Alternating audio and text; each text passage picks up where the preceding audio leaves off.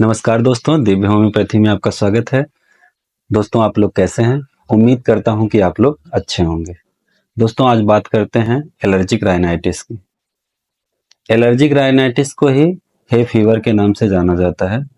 Hay fever को तो लोग बहुत कम जानते होंगे, लेकिन एलर्जिक राइनाइटिस ज़्यादा लोग जानते हैं कि एलर्जिक राइनाइटिस क्या होता है। जैसे आप कहीं जाते हैं, धूल के कण आपके नाक से आपके सांस से अंदर गया, तो आपको लगा कि छींक आ रही है, गले में खुजली हो रहा है, आंख से पानी आ रहा है। ये सारे कारण का जड़ जो है एलर्जिक राइनाइटिस है। ये क्या होता है? तो आइए इसके बारे में जानते हैं। एलर्जिक राइनाइटिस हवा में मौजूद जो छोटे छोटे कण होते हैं, जो आ, ऐसे होते हैं, जो उन कणों के द्वारा जब वो कण अंदर जाते हैं तो एलर्जिक प्रतिक्रिया होती है, तो उसे एलर्जिक एलर्जेंस बोला जाता है। एलर्जेंस एलर्जेंस जो बोला जाता है, वो एलर्जेंस क्या होता है? छोटे छोटे कण, चाहे वो पराग के कण हो, चाहे वो रूसी जानवरों के, जो आपके पालतू जानवर हैं उनके रूसी हो सकते हैं, चाहे धूल के कण हो सकते हैं, कुछ भी हो सकते हैं। ये एलर्जेंस होते हैं जो जब सांस के द्वारा अंदर आपके जाते हैं चेस्ट में, तो जैसे वो सांस के द्वारा अंदर जाते हैं वैसे एक प्रतिक्रिया होती है। उस प्रतिक्रिया में वो छींक आ सकता है, आपको खांसी भी आ सकती है। तो ये सारी समस्या दिखना शुरू हो जाता है, तो यही होता है एलर्जिक राइनाइटिस। लगभग आप लोग समझ चुके होंगे एलर्जिक राइनाइटिस क्या होता है। जैसे आपको समझाने के लिए बता रहा हूँ कि जैसे जब भी सांस के जरिए कुछ भी एलर्जेंस आपके नाक से अंदर जाता है, मुंह से अंदर जाता है, तो जो शरीर में हिस्टामाइन होता है, शरीर का एक नेचुरल वो होता है, एलिमेंट होता है हिस्टामाइन, और ये जो है ओवर मतलब रिएक्ट करता है, प्रतिक्रिया देता है। जब ये प्रतिक्रिया देता है तो फिर ये हे फीवर को पैदा करता है। हे फीवर यानी एलर्जिक राइनाइटिस। तो क्या क्या होता है, इसके कारण क्या है, पहले ये जान लेते हैं कि क्या कारण होते हैं इसके फैलने के या इसके होने के। तो पहला कारण होता है, जैसे पौधे होते हैं, पेड़ पौधे होते हैं, उसमें जो पराग कण लगते हैं, वो कण जब उड़ते हैं तो वो जब सांस के द्वारा अंदर जाते हैं तो वो एलर्जिक रिएक्शन करते हैं। उसकी वजह से आपको एलर्जिक राइनाइटिस हो सकती है।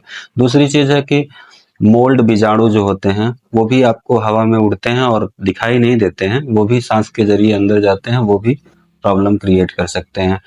आपके जो घर में जैसे कुत्ते हैं, बिल्ली हैं, गाय है, भैंस है, ये सारे जो जानवर होते हैं आपके आसपास मौजूद, खरगोश वगैरह, तो इसमें क्या होता है, इनके बालों में रूसी होती है छोटी छोटी, और वो रूसी जब उड़ती है तो वो आपके नाक मुंह के द्वारा अंदर जब जाती है सांस के द्वारा, तो वो भी एक एलर्जिक रिएक्शन क्रिएट करता है। और धूप धूल के कण भी इसी तरीके से जब सांस के द्वारा अंदर जाते हैं वो भी एलर्जिक रिएक्शन क्रिएट करते हैं। और इसके और भी वो होते हैं कि जैसे कॉकरोच का विस्टा हो गया, और उनका लार लार हो गया, उसके द्वारा भी आप ये एलर्जिक रिएक्शन हो सकता है। चलिए लक्षणों पे चलते हैं।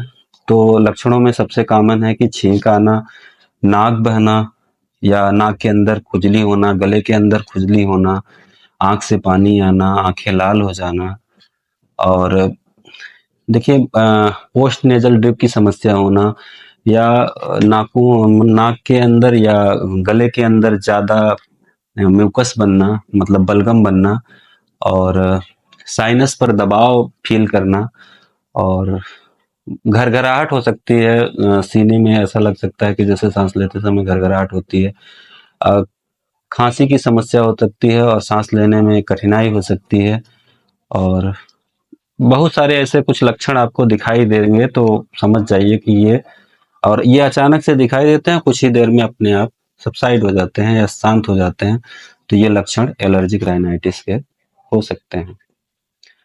चलिए जांच की बात कर लेते हैं, इसमें क्या जांच करना चाहिए। तो एलर्जिक परीक्षण होता है जो ब्लड के द्वारा आपका परीक्षण किया जाता है।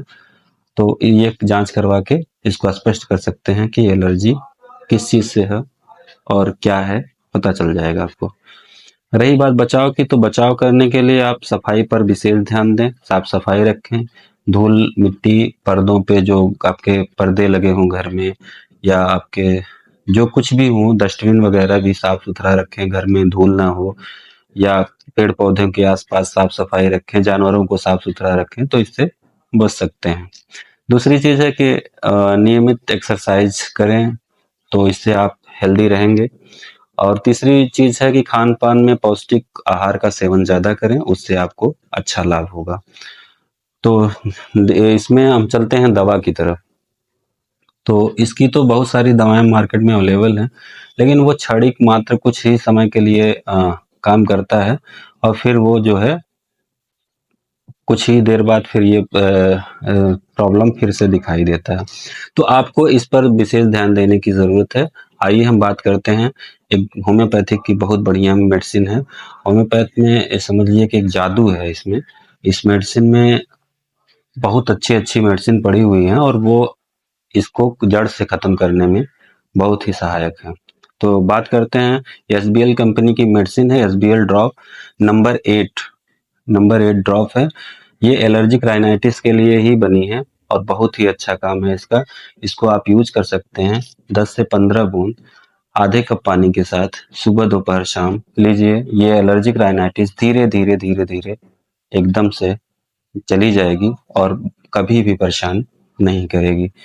तो मेरे द्वारा बताई गई जानकारी कैसी लगी, कमेंट में ज़रूर बताएं, और चैनल को सब्सक्राइब करें, वीडियो को लाइक करें, दोस्तों तक शेयर करें।